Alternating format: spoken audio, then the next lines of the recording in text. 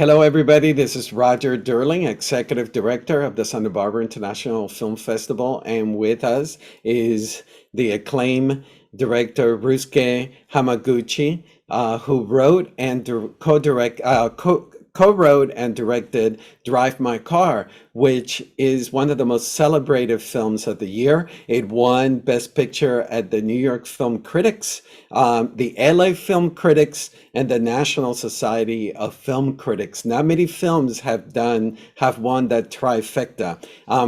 Excited to talk to him, and with us is the interpreter Stacy Smith. Thank you, Stacy, for being with us.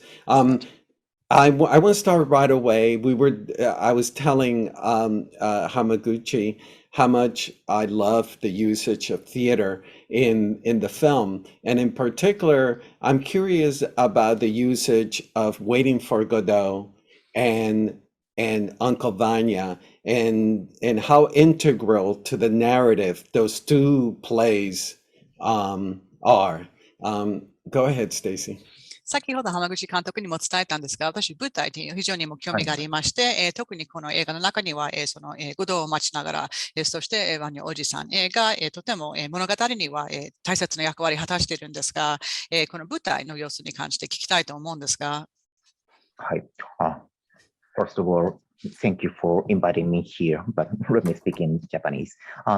まず、この舞台に関しては、原作に書き込まれていたということがまずあります。ただ原作に書き込まれていたのはワーニャおじさんのみです。ただそのワーニャおじさんに非常に興味をまず惹かれました。ドライブ・マイ・カーという物語自体がどこかそのワーニャおじさんと並行して存在しているようなそういう感覚を持ちました。それは家福と、ワーニャというものが重ねる、オーバーラップして感じられたからです。ワーニャのセリフをもし家福が口にしたときに、それは家福の心情と似通って見えるだろうと。それは彼らの人生がどこか似ている、行き詰まってしまった人生についての物語だからです。で、そうして見ていくと、美咲とソーニャの間にも対応があることが分かりました。なので、基本的なラインとして、まず、ワーニャおじさんとドライブ・マイ・カーを対象させていくっていうことを考えました。で、五道を待ちながらに関しては、まずその、共同脚本家の大江隆正さんから提案されたものです。ここまで。はい。So in terms of the theatrical aspect, in terms of Haruki Murakami's original work, he mentioned Uncle Vanya. That was the only piece that was mentioned in the original. And this was something that I had an extreme interest in. I felt that it really existed in parallel to the narrative that takes place in Drive My Car. What I mean to say is that there's a lot of overlap between the characters of Kafuku and Vanya. When we have Kafuku saying Vanya's lines, it really is resembling or expressing how he's feelings or feelings that haven't been expressed. And it's a way of looking at his life that's sort of stuck in a certain way. In the same way, we have parallels between Misaki and Sanya. Those two characters have parallels as well. So this is actually a very strong connection between Vanya. In terms of Waiting for Godot, this is something that was added by my co-screenwriter, Oe. Yeah, go ahead. Yeah, I mean, I'm familiar, as I told you, I'm familiar with both plays, and Uncle Vanya's characters are looking inward, and Waiting for Godot's characters are hoping for change. Although they're both stuck in stasis, in sort of limbo, they're hopeful, they're looking forward. Was that something that appealed to you, the sort of the bookends, the way the characters look at the world? 私、さっき話したように、両方のその舞台に馴染みがあります。そして、バンニャの方の、人物が、内向的だと思います。そして、グドーの方が、その、期待があります。なんかその変化できるとか、そういう期待がありますが、ただし、両方のそのシナリオとしては、ちょっとその行き詰まっているということは確かにあります。浜口監督は、そういう魅力感じたでしょうか？その、期待している、その前に向いているとか、そういうことでしょうか？その登場人物の世界観、それに惹かれたでしょうか？はい。この五道に関して言えば、これはその、先ほども申し上げたように、大江さんの強い、提案によって入ってきたものです。で、時系列で言えば、ワーニョイさんは19世紀末の演劇で、五道の方が20世紀半ばの演劇なので、その物語に出てくる順番としては、逆になっていると思います。ただ、それでも、なんというのかな、この映画にとって意味があるのは、まず神がいない世界というものが提示されるっていうことです。もちろん、ゴドを待ちながらっていうのは、神を待ちながらっていうことの一つの、メタファーであって、そしてその神はその演劇の中ではやってこないわけですね。期待はあるけれども、その期待というのは常に宙吊りにされて、それは本当に希望なのかどうかもわからない。どちらかといえば、その神が来ないということが、ひたすら強調されているというところもあると思います。一方で、そのワーニャおじさんのそのラストの部分では、神の救いっていうことが言われるわけですけれども、これは20世紀の我々にとって、その必ずしもダイレクトに響いてくることではないとは思います。なので、21世紀ですね。21世紀の我々にとって、必ずしもこの神の存在っていうものは、そんなに説得されないものだというふうに思います。なので、そうすると、この神のいない世界であるにもかかわらず、このワーニャおじさんのセリフをどう受け止めるかっていう、そういう問いかけにも観客に対してなるような気がしました。大江さんと話してそういうことを思いました。なので、この2つを扱うことはとても良い含みを持つのではないかと思っています。So in terms of Godot, as I mentioned earlier, this was proposed to include in the film by my co-writer Oe. In terms of the chronology of the two works, Vanya is 19th century. For Godot, I think it's about mid 20th century. In the narrative, they come in the opposite order. But in terms of the film, how they come into place, this is all in regard to a world without God or without gods. In Godot, of course, they're waiting. And this is something that it's a metaphor that's used in this work. Of course, the God never comes. It's something that they are supposedly hoping for, but they're just suspended in this hope. And it makes you wonder, is this really what they're hoping for? But the emphasis is on the fact that what they're waiting for, this God never comes. In Vanya, on the other hand, in the last section, they do receive, or they're said to receive this help from God. But I didn't know if this was necessarily directly persuasive, this discussion of gods or spirits for us in the 21st century. So I was wondering how, despite this lack of persuasion in regard to the God aspect, how we would have this relate for the audience in terms of the lines from Vanya, which is why it was actually a very good thing that Oe had suggested that we use both together by adding Godot. So I think that by putting them together, it achieves a very good balance. Thank you. The act of creating and us as an audience watching the actors rehearsing, we as an audience find truths to the story. Was that something that you always understood, that through the art of creating and acting and us watching actors creating, we ourselves were going to arrive to a truth to the story? この、そう、作るもの、作ることに関してなんですが、感覚として、その、役者が、リハーサルとか、そういうリハーサルとか見ながら、その物語のその真実にたどり着くのようなことがあると思うんですが、それはそもそも、思ったことでしょうか。つまり、その、アートを、作ることとして、その役者がその演技することとして、我々観客としては、その真実にたどり着くということになるでしょうか。そうですね。でもこの真実にたどり着くのだと、もし断言をしてしまうと、やっぱりそれは嘘になってしまうとも思います。どちらかというと、それが真実か嘘かわからないところまで持っていく。判別不能なところまで持っていくっていうことが、必要なことだというふうに思います。そして、それをやるとすれば、虚構の側から、始めるべきだと思います。そうすると、虚構が、真実かどうかわからなくなるということは、真実に向かう方向性みたいなものが、生まれるということだと思うので、それはどちらかというと、人々がより好むこと、何かより力強いもの、より信じられるものを人々が求めていると思うので、人々の好みにも合うものなんじゃないだろうかというふうに思います。で、この演劇をやるということ、そしてその演劇を作るプロセスを見せるということは、その虚構性みたいなものを最大限示すことだと思います。で、その虚構性を通じてでなければ、表現されないことがあるということを、観客によく伝えてくれるものなんじゃないかというふうに思いました。実際のところ、その役者たちが本当に力強い演技をしてくれているので、この試みというのは成功していると思っています。その虚構か真実かわからないような、そういう状況がちゃんと生まれているし、それをカメラに捉えられているんじゃないかと思います。In terms of this journey towards the truth, I don't know if if I had to assert that, that's something that I don't know if that's true, because we don't know if what's being found is actually true or false. It's not necessarily something that can be determined, but it is a journey or something that you have to try to get to, and you're moving in this direction towards truth. I think this is something that people actually tend to want to believe, that they are getting closer to truth, or that they want to be getting closer to something that's believable. So things are moving in that direction. In terms of the process for the dramatic elements for the play that's shown in the film, it was very important for me to show as much as possible the process behind these performances, because there were certain things that might not necessarily be expressed to the audience, and it was something that the rehearsal would help convey. But it's thanks to the strong performances from the actors that if this is conveyed to the audience, this has been succeeded, and perhaps that is for them a way of getting closer to truth. Mm-hmm. You plays are usually done in one language, and you make the choice that the actors speak in different languages, including sign language. And what I experienced is that I was reacting to sound, I was noticing movement, and I was reacting to the movement of the different languages as they were acting. Can you share the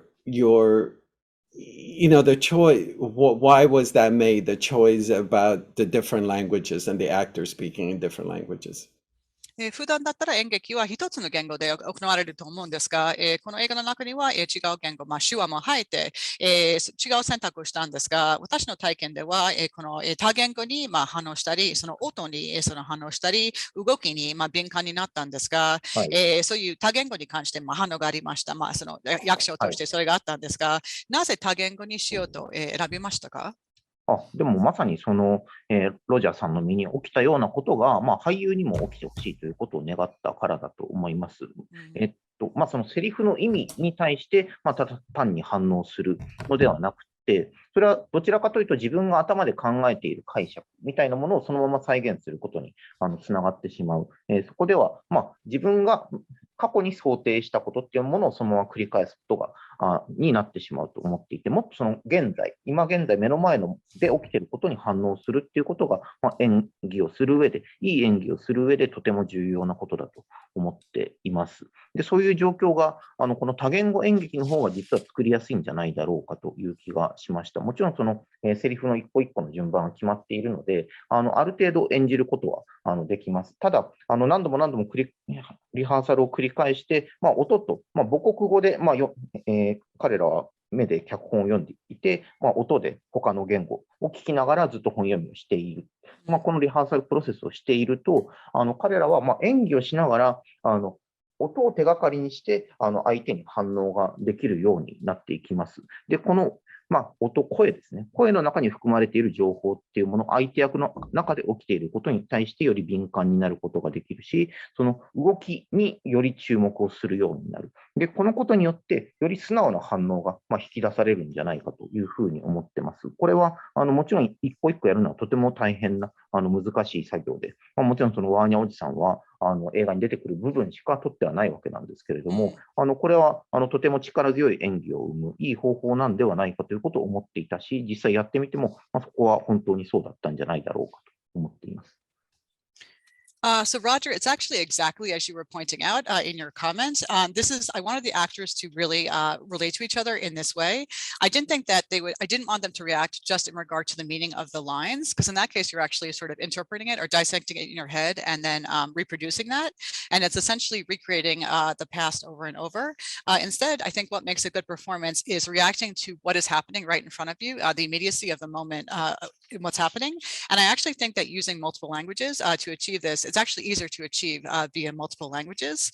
Of course, the order of the lines had been decided in order to carry out the performance. But in terms of my rehearsal process, it was really something where they were reacting to the different sounds of people speaking in their native languages.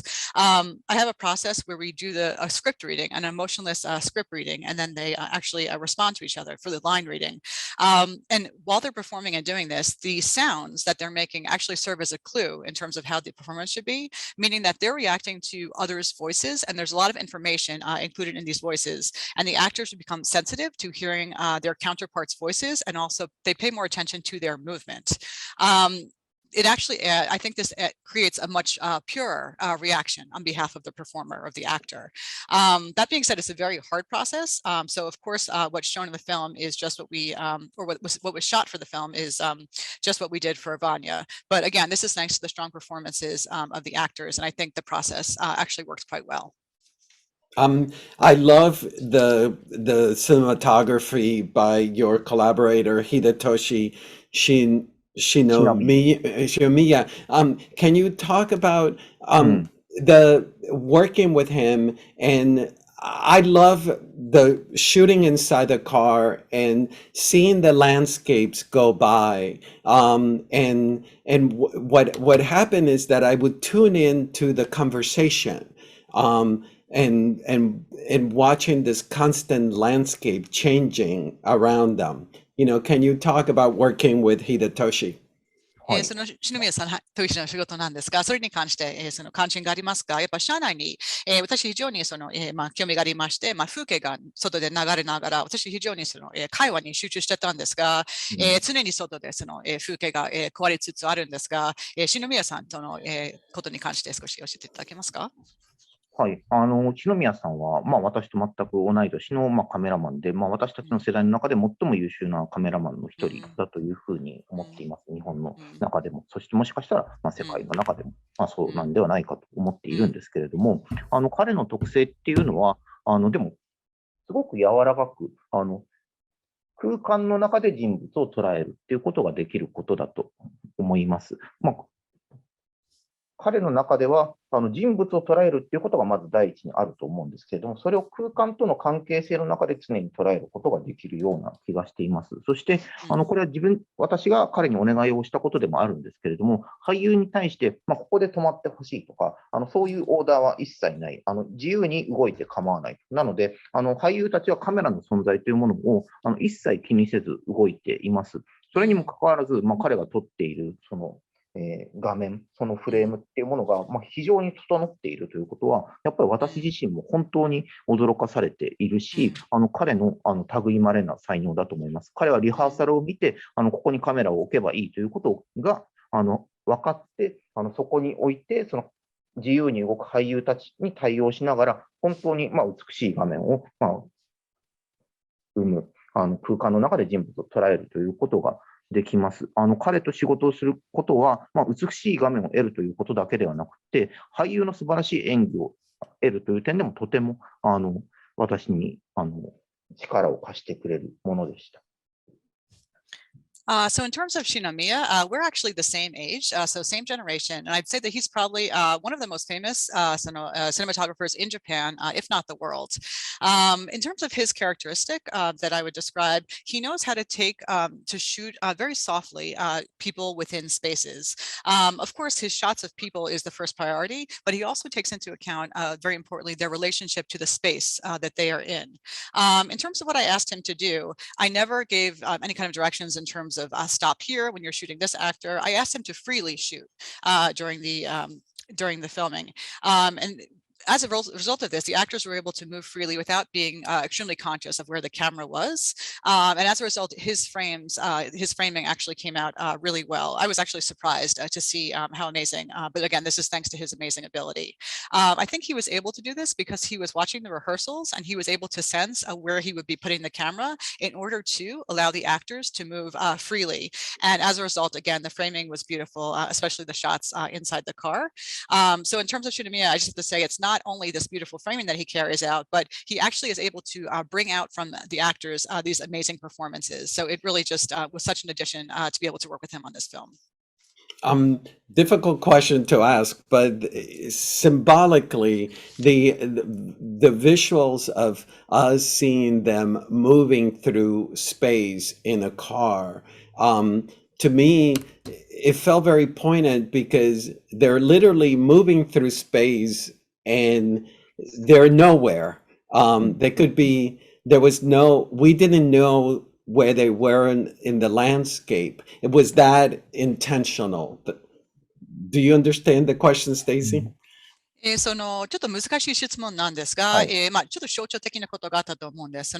車が、一応空間を通ってるんではい。すが、はい。どこにあるかよくうん。わからないんで、どこにもうん。ないような、うん。ことなんですけど、私にとってはちょっと感動的なことだったんでうん。すが、うん。意図的だったでしょうか？もう終わりがわはい。からないとかそういう、はい。はい。これは移動する以上、そういうことが起きると思います。移動っていうのは言ってみれば、どこでもない、空間にいるっていうことだからだと思います。で、カメラはそれを、捉えることができる。我々の目っていうのは、止まっているものを常に追ってしまう。なので、常に動いてしまうんですけれども、カメラは、そこに置けば、その流れ去るもの自体を捉えることが、できるんだというふうに思います。なので、車に乗るっていうこと自体、そういうどこでもない場所を捉えようとすることだというふうには思っていました。で、これはおそらくキャラクターたちにとっても重要なことで、そのどこでもない場所で、だからこそ出せる、その役割とか、そういうものを超えた、自分自身っていうものがあるんじゃないかというふうに思います。家庭の中での夫であるとか、その稽古場での演出家とか、そういう役割ではなくて、彼自身が本当に思っていることっていうものが出てくるためには、このどこでもないような場所っていうものが必要になるんじゃないかというふうに思います。で、ついでに言うと、これは実際に走らせて撮っています。で、合成とかでもかなり最近では、わからないように作ることができますけれども、プロデューサーに頼んで、実際に走らせてもらいました。で、これはそのやっぱり演技のためにとても重要なことだったと思います。実際に移動する空間の中で演技をしているっていうことが、彼らのパフォーマンスにもとても影響しているし、時に思いもよらないような、彼らのエモーションと、外で映っているもの、モーションみたいなものが一致して感じられる瞬間があって、それは偶然の一致なんですけれども、とてもそういう瞬間を求めて撮っているっていうところがあったと思います。So when a vehicle or something is moving, I think that that's a phenomenon that actually just happens, this sense of it being anywhere or nowhere that you were describing. The camera is able to capture this. For humans, if we're looking at something like this, we naturally stop and look at things or we go towards what's moving. But if you put the camera in a certain position, you're going to be able to pick up everything that's passing by. But again, when you're in a camera, it's just sort of, when you're in a car, it's anywhere. It could be it's nowhere. But I think the fact that it is this sort of this nowhere aspect, it's really important for the characters, meaning that they can actually slip into have a different perspective or escape from their typical roles in everyday life. It's not the character as they are in their home or as the director. It's a space that allows freedom to them to actually put forth their real feelings. It's because of this sort of nothingness that they're able to put that forth. It has to be in this place, this unidentified location, which is why it actually was very important for me for the actors to perform while they were in this moving vehicle. It's very common for people to do to actually not shoot things in a car or a moving vehicle. They synthesize it after and you can make it look very natural. But I actually asked the producer specifically that I wanted to have the actors perform while we were driving. I thought this was something that was very important for their performance. Again, because this was a way to, it was a conduit to their emotions. There was actually a fortuitous matching of the emotions and the motion. Putting these two aspects together really brought out something very strong between the motion of the car and the emotions of the characters. Mhm. Thank you. The character of Takatsuki, Yeah. it's so unexpected to me when he finally says, if we hope to truly see another person, we have to start looking within ourselves. I had expected him to be a shallow character, and for him to all of a sudden say something so poignant and heartbreaking. Can you tell us about that scene? 高月という人物に関して少し話したいんですけど、ちょっと想定外に彼がその車の中に発言したこと、その他人を知るためには自分のもっと知ろうというのようなセリフがあったと思うんですが、私が期待したことが全く違って、彼もっと浅いと思った性格としては、いきなりその感動的なことを言い出して、また悲しいことも話したんですが、それに関して、高月に関して少し言っていただけますか？この高月、今おっしゃった高月のセリフっていうのは原作に書かれたセリフを、かなりそのまま 90% ぐらいそのまま使っている場面です。ここまでその原作のセリフを忠実に再現した部分というのは他にはなくて、これは自分自身が原作の中でも一番惹かれた部分の一つです。高月は原作の中では家福よりちょっとだけ年下の俳優なんですけども、やっぱり人間的にはすごく浅い人間というか、そういう人間なんですけれども、彼がやっぱりこういうことを言う。そのことによって家福は盲点をつかれたような、どこかブラインドスポットから殴られたような、なんかそういう気持ちになるんですけれども、この人物の変化、人物の見え方の変化っていうのは、この原作の中でもやっぱり一番面白い部分だというふうに思いました。ただ、それを生身の人間が表現するというのは本当に難しいことだったと思います。高槻を演じた岡田将生さんが本当に素晴らしかったのは、この浅いキャラクターも、この最後に決定的なことを言う、このある種の深みも同時にとても信じられるものとして表現をしたということです。これは本当に彼の類まれな才能のおかげだと思っています。彼がこの映画を信じられるものにしてくれているというふうに思っています。So in terms of Takatsuki's line that you're referring to, this was actually something that was in Murakami's original work. I probably took 90% of that was actually straight from the text. There were other portions that I didn't recreate as faithfully, but that was one of them. And it was actually one of the portions from the original that really pulled me in the most. I was really drawn by that line. In terms of the original, Takatsuki is who's an actor who's slightly younger than Kafuku, but as you said, he's a shallow person. But then he comes out and says this thing, which is surprising. And for Kafuku, it's almost like he's being hit in a blind spot because it's not something that he would have expected. It actually shows how people can change, as well as your way of looking at things can also change. This is something that I found very interesting in the original work from Haruki Murakami. In terms of pulling off this sort of line, though, for being able to express this believably as an actor, this is something that I really credit to the ability of Masaki Okada, who played Takatsuki. He was able to pull off the depiction of this shallow character who in the end ends up decisively saying this very deep thing.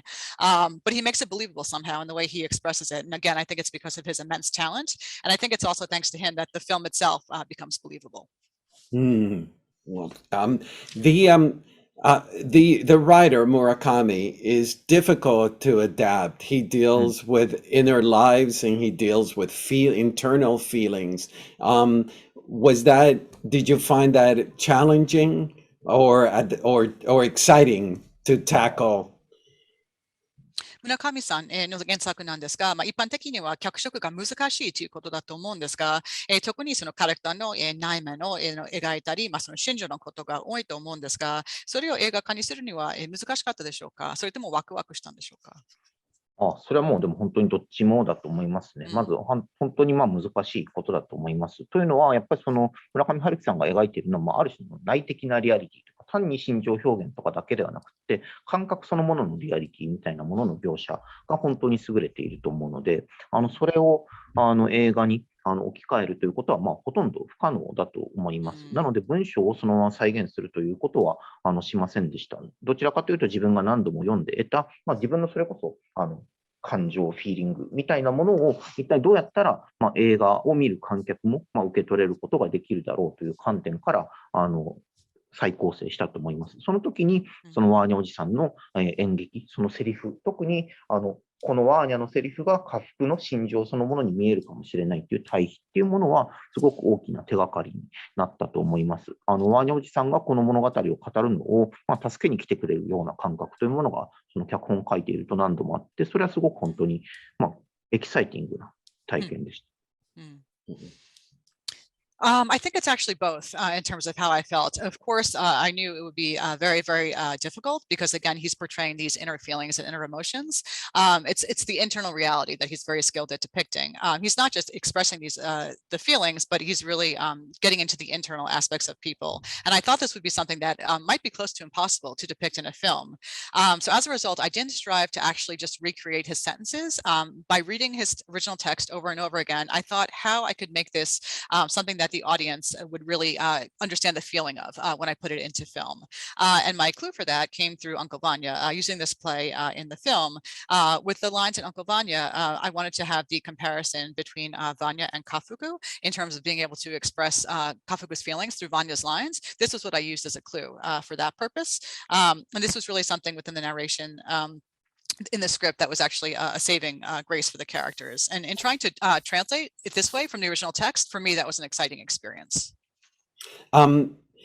speaking of Vanya, one of the most um, breathtaking scenes I've seen in movies is the last scene with Park Yudin うん、playing Sonia, where she hugs him from behind and speaks her lines, and her lines resonate so うん、deeply. うん。Was that when you started working in this film? Was that always meant to be the last scene, and did you understand the power of that scene? 大丈夫ですか？バニャさんのはい。バニャさんのことなんですが、その最後の場面、ユーディン・パークさんが、出る、その後ろから彼を抱きつくのシーンなんですが、そして、彼女がその、セリフを、その発言するなんですが、とても深くそれが響いた、と思うんですが、浜口監督は最初からそれが最後の場面にしようと思ったんですが、もともとそういう予定だったでしょうか。脚本の構成はほとんど変わっていません。なので、物語がこのように進んでいくということは、分かってはもちろんいました。ただ、それが最後のワーニャおじさんの場面がどう演じられるべきかというのは最後までというか、途中までかなり分からなかったんですけれども、公演のリハーサルの場面で、それこそパク・エルムさんが、ソニア・ユアンさん、ジャニスを演じていたソニア・ユアンさんを、後ろから抱きしめるという、演技が、うん。生まれた、そのリハーサルのプロセスなど経て生まれてきたことによって、これが、今度は、観客席の方を向くと、このようなラストシーン、とても力強いラストシーンが生まれるんではないだろうかということを、思いました。で、その結果、それは正しく機能したような気がしています。あのことによって、すごく肉体的に、西島さんが演じる家福というキャラクターにも影響を与えていたうん。ような気がします。で、このパク・イルムさん、本当にその前編を通じて、とても素晴らしかったと思います。うん。この役が決まってからその手話を勉強していただいたんですけれども、どのシーンも本当に素晴らしくて、私は本当に彼女の演技を見ながら、何度も感動しました。So in terms of the structure of the script, it didn't really change that much. So in terms of the process of the narrative, I kind of knew where that was going to be going. But in terms of how the last scene of Uncle Vanya would be performed, I didn't really have that understood until perhaps midway or further into the project. And it actually came about as a result of our rehearsal with the actress Park and then the actress who played Janice, where she came and she hugged her from behind. This is really something that was born out of the rehearsal process. And I was thinking that in the actual film, we could have it facing the audience. And this would be a very strong last scene. So again, it was born out of rehearsal, but I really felt that it functioned quite well in terms of actually applying it to the film. As a result of this, I think the physicality of it also has a very large effect on Nishijima, who plays Kafuku in that scene as well. And I really attribute this to Yudin Park. She really was, her performance was amazing. She really studied quite hard after getting the role, but she threw herself into it. And I numerous times was just blown away by her performance. Um, Two more questions. One is that I read that while you started shooting the film and then COVID hit, and then you had to shut down for 8 months. You went to do another film, another terrific film, and then you came back to Drive My Car. Did the film, did you find ultimately that those 8 months that you went away from the film, was that productive? Did the film getting rich during those 8 months that you shut down?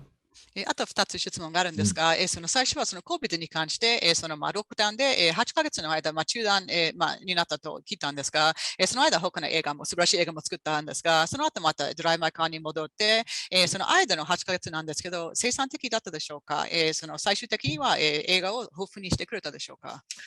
結果的には本当にそうだったと思います。8ヶ月の中断期間があって、それは自分にとっても準備の期間にもなりました。多言語演劇っていう難しい場面をたくさんやらなきゃいけない、そのための準備の期間にもなったし、自分自身が、その偶然と想像の第3話を取る期間にもなったので、その演出の勘みたいなものを鈍らせることもなく、メンテナンスできたというか、そういう期間でもあったし、結果的にもともとは韓国で撮ろうとしていた国際演劇祭の場面というものが、広島っていうロケーションに、それはコロナで海外渡航ができなくなったために変わったんですけれども、これはでも、物語により、複雑さ、膨らみを与えてくれたような気がしています。なので、コロナをめぐる状況は本当に大変ではありましたけれども、結果的に、私たちの映画作りにとっては、非常に、よく働いた、運が良かったような気がしてます。Yes, as you said, it was an 8-month period that we were not able to work on this film. However, I was able to convert that into a preparation period. As you can imagine, with multiple languages, there's a lot of preparation that goes into these difficult scenes. So I was able to use it for that purpose. In addition, I was able to work on the third story from Wheel of Fortune and Fantasy. So it was productive in that way as well. Originally for Drive My Car, for the international festival, we were going to be shooting it in Korea. Due to COVID, we had to switch that to a domestic location, so it became Hiroshima. So I think that actually added a bit of depth and complication to the film in a good way. So of course, COVID was, was and is extremely difficult, but for filmmaking, or for myself as a filmmaker, I think it did work quite well, and I had a bit of luck in that situation as well. And the last question is the fact that the film premiere at Cannes to rave reviews and very celebrated, and consequently, the film has been unanimously praised. You have won numerous awards. I mentioned the Los Angeles Film Critics, the New York Film Critics, etc. And then also, everybody who I turned to, I asked them, what is their favorite film of this year? And the word is Drive My Car. How does that make you feel?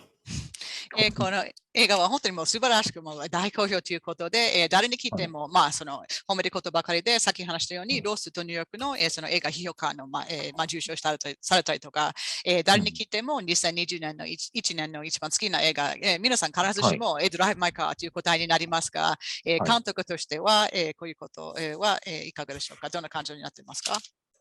でも本当にありがたいことだとまず思っています。それだけ広く、見られるっていうことは、でももともと持っていたその村上春樹さんの物語世界のその普遍性、もしくは、チェーホフも持っているそういう普遍性に、頼ったそのおかげかなということをまず思います。で、自分自身としては、本当に、誰か一人の心に深く残ればいいなということを思っていて、いつか、どこかで、誰かの心に残れば良いかなということを思っていて、それが、今この時点ですごくたくさん、その一人一人がいるということが、本当に嬉しいことだというふうに思っています。First of all, I'm incredibly grateful. That's the most I can say. Then the fact that it's being seen so widely, I think this really can be attributed to the fact that it is so reliant on the worldview of Haruki Murakami, the source material, as well as Chekhov. I think the universality of both of their works is a large part of why it's being received so well. As for me personally, I always had the hope that even if it just reached one person very deeply and stayed with them, I would be happy. Somewhere in the world, if it stayed in someone's heart, that would make me happy. But it seems like now there's a lot of people who are keeping it and receiving it in their hearts. So I'm actually thrilled to know that it's being so well received so widely.